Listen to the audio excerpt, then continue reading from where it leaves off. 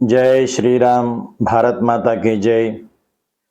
ఈ 4 voter ID కార్డులున్న Prakash Raj అనే ఒక ఎదవ ఈ బచ్చలికూర జోసెఫ్ ఉరఫ్ రావణ్ ఉరఫ్ ప్రశ్నగాడి గురించి, వాడి అరెస్ట్ గురించి ఏం మాట్లాడుతున్నాడు వినండి.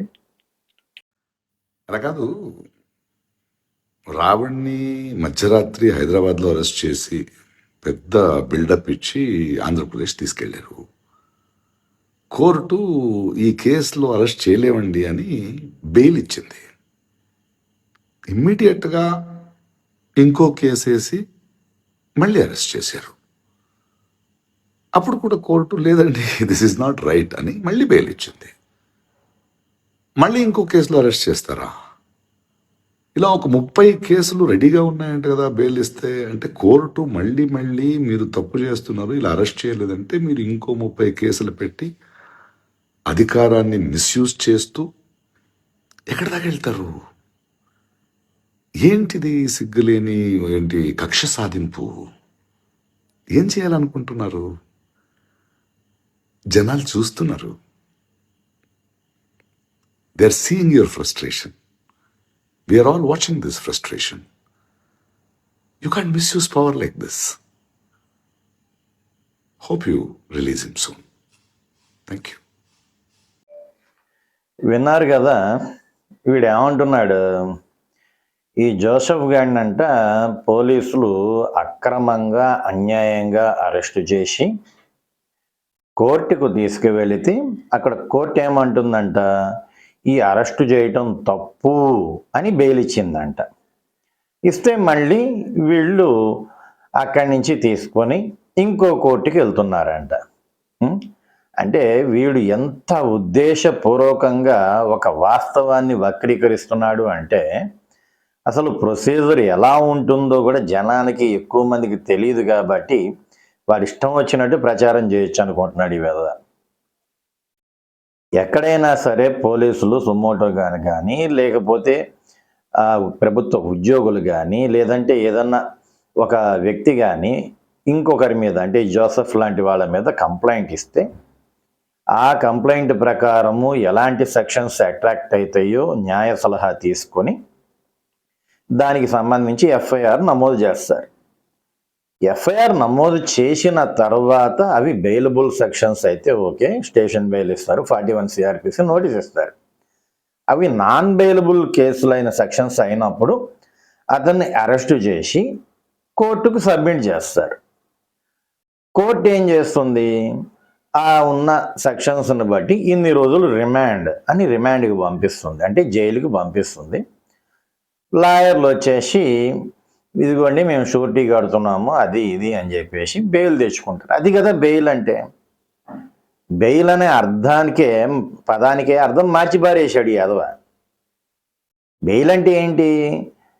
ఈ కేసు ఏదైతే ఉందో ఈ కేసుకి నేను సహకరిస్తాను విచారణ కోసము, ఎప్పుడు పిలిస్తే అప్పుడు వస్తానని చెప్పి షూరిటీ కట్టి బాండ్ కానీ డబ్బులు తీసుకుని డబ్బుల తాలూకు ఫిక్స్డ్ డిపాజిట్ కానీ లేదా ఏదైనా ఆస్తిపత్రం కానీ కట్టి షూరిటీ ఇచ్చి నేను ఎక్కడికి పోను, ఎప్పుడు పిలిస్తే అప్పుడు విచారణకి హాజరవుతాను కోర్టుకి అని చెప్పి కదా వెళ్ళేది. బెయిల్ అంటే అర్థం అది కదా.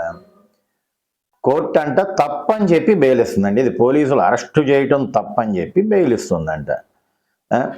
ఎంత కుట్రదారుడు అంటే ఈ ప్రకాష్ రాజు. సిగ్గు, శరము, మానవు, మర్యాద, చివు, నెత్తురు అన్నీ వదిలేసిన యాదవ వీడు. అందుకనే ఒక ప్రొసీజర్నే ఒక తప్పుడు విధానంలో ప్రచారం చేసే ప్రయత్నం చేస్తున్నాడు. సరే, కోర్టు ఏం చేస్తుంది, వీళ్ళు పెట్టిన పిటిషన్ని బట్టి బెయిల్ ఇవ్వచ్చు అంటే ఇస్తుంది, లేకపోతే లేదు. సరే బెయిల్ ఇచ్చింది. వెంటనే పోలీసులు మళ్ళీ అదే పోలీస్ స్టేషన్ పోలీసులు ఎందుకు అరెస్ట్ చేస్తారు? బుర్ర తక్కువ ఎదవ కాబట్టి వీడు.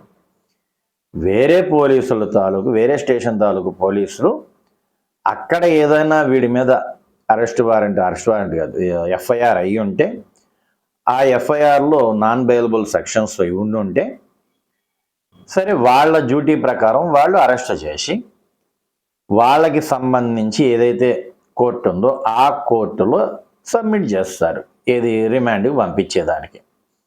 ఎందుకంటే వీళ్ళు కొద్దో గొప్ప సెక్షన్లు తెలిసిన వాళ్ళు కాబట్టి, రూల్స్ తెలిసిన వాళ్ళు కాబట్టి ఒకసారి ఒక వ్యక్తిని అరెస్ట్ చేసిన తర్వాత 24 గంటల్లో కోర్టుకి సబ్మిట్ చేయాలని ఉంటుంది కాబట్టి సబ్మిట్ చేస్తారు.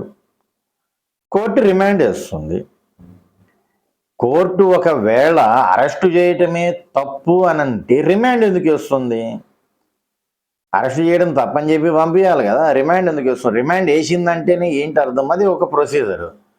రిమాండ్ వేసిన తర్వాతనే కదా వీళ్ళు బెయిల్ తెచ్చుకోవాలి. అంటే రెండు ఒకటేసారి కూడా, అంటే పోలీసులు తీసుకెళ్ళి కోర్టుకు అప్పచెప్పడం, అంటే జడ్జి గారి ముందు నిలబెట్టడం, అదే సమయంలో లాయర్ కూడా వచ్చి పిటిషన్ ఇచ్చి చేయటం, రెండు ఒకేసారి కూడా చేయొచ్చు. అది ఒక ప్రొసీజర్.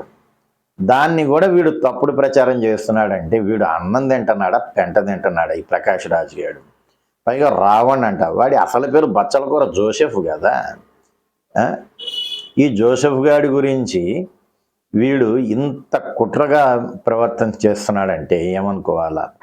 కాబట్టి గమనించండి, పోలీసులు ఎఫ్ఐఆర్ అయిన తర్వాత అవి నాన్ బెయిలబుల్ సెక్షన్స్ అయితే అప్పుడు అతన్ని తీసుకెళ్ళి కోర్టులో సబ్మిట్ చేస్తారు. కోర్టు అవన్నీ పరిశీలించి సెక్షన్స్ అవన్నీ కరెక్ట్గా ఉన్నాయా లేదా చూసుకొని అప్పుడు రిమాండ్కి పంపించాలంటే పంపిస్తుంది. అదే టైంలో ఎవడైనా లాయర్ వచ్చి మాకు బెయిల్ ఇవ్వండి అయ్యా బాబు అని బతిలాడుకుంటే ఆడికి ఆరోగ్యం ఉంది, వీడు మొక్కలేడు, కూర్చోలేడు, కింద కూర్చోలేడు, కింద పడుకోలేడు, ఏవో 1,00,000 కారణాలు చెబితే జడ్జి గారు కనకరిస్తే ఒక 20,000 ఒక 50,000 అక్కడ ఉన్న సెక్షన్స్ని బట్టి బాండ్ కట్టండి, 2 షూరిటీలు పెట్టండి అని చెప్పి అంటే అప్పుడు ఇస్తారు.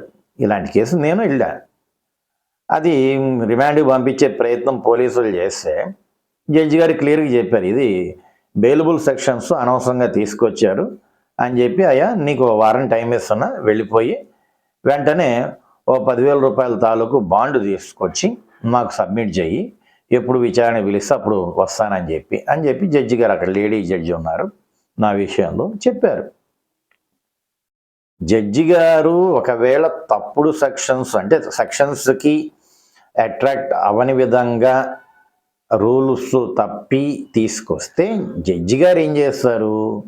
మీ సొంత పూచీకత్తు కింద మిమ్మల్ని వదిలేస్తున్నాం అంటారు. అది కూడా ప్రొసీజరే. అసలు వీడు ఏ విధంగా దుష్ప్రచారం చేస్తున్నాడంటే ఇలాంటి వాళ్ళ మీద జాలి దయ అనేది తలచకూడదు. కాబట్టి ప్రతి ఒక్కళ్ళు గమనించండి, చట్టంపై అవగాహన వీలైనంత వరకు పెంచుకునే ప్రయత్నం చేయండి. అప్పుడు ఇలాంటి వాళ్ళ మాయలో పడకుండా ఉంటారు. జై శ్రీరామ్, భారత్ మాతాకి జై.